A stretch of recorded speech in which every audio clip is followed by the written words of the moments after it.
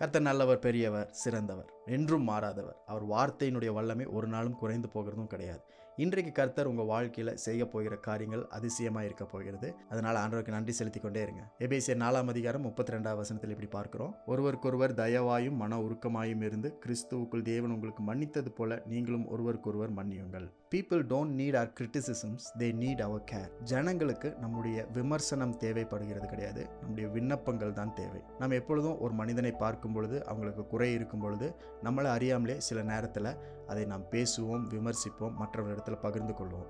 ஆனால் ஒரு நாளும் அது மற்றவர்களுக்கு உதவியாக எந்த விதத்திலும் அவங்களுக்கு பலனுள்ளதாக இருக்க போகிறது கிடையாது. ஆனால் அதையே நாம் ஜெபமாக விண்ணப்பமாக மாற்றும் பொழுது அவர்கள் வாழ்க்கையில் அவங்களுக்கு தேவையான பலனை தேவன் தருகிறார். இதுதான் தேவன் நம்மை கொடுத்து வைத்திருக்கிற ஒரு பெரிய திட்டம். ஒருவருக்கொருவர் தயவாயும் மன உருக்கமாயும் இருக்கணும் அப்படின்னு வசனம் சொல்லுது. நம்ம கிறிஸ்துவ போல இருக்கணும்னு வசனம் சொல்லுது. அவர்களுக்கு நாம் மன்னிப்பை தர வேண்டும். தப்பு செய்தவர்களுக்கு தான் மன்னிப்புன்னு கிடையாது. ஒருவேளை அவர்களுக்கு குறைகள் இருந்துச்சுன்னா, தவறுகள் அவர்கள் வாழ்க்கையில் இருந்துச்சுன்னா, அதை பார்த்தாலும் அதை கடந்து சென்று நாம் உதவ வேண்டும். அவர்களுக்கு நாம் தயவை பாராட்ட வேண்டும். ஏனென்றால் இந்த உலகத்தில் எல்லாருமே ஏதோ ஒரு விதத்தில் பாதிக்கப்பட்டிருப்பாங்க.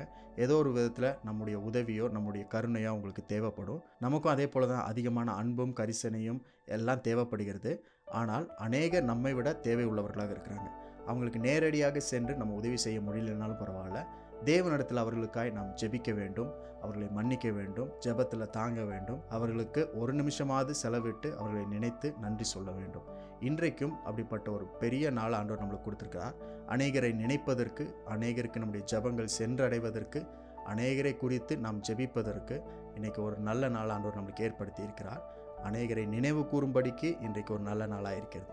ஸோ இந்த நாளிலும் ஒருவருக்கு ஒருவர் தயவாயும் மனத்தாழ்மையாயும் மன உருக்கமாயும் இருந்து அவர்களை தாங்குங்கள், ஜெபத்தில் தாங்குங்க.